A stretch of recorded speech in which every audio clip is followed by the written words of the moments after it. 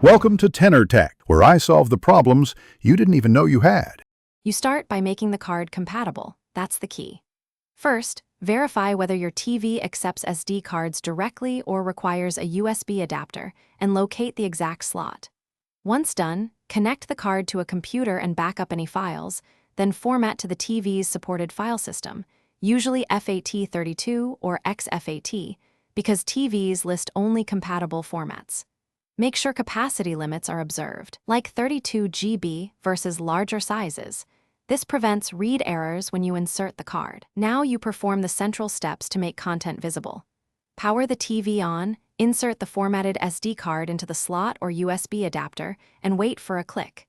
Next, use the remote to open input or media player, choose the external storage device, and let the TV index files. That process creates thumbnails and speeds navigation. If indexing stalls, eject and reinsert.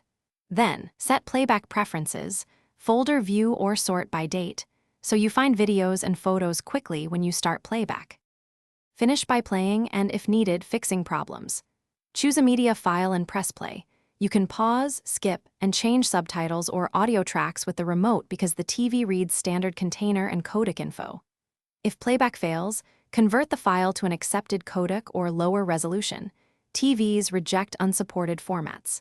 If nothing plays, reformat the card to FAT32/XFAT, try a different card. Toggle the card's right lock, and update the TV firmware.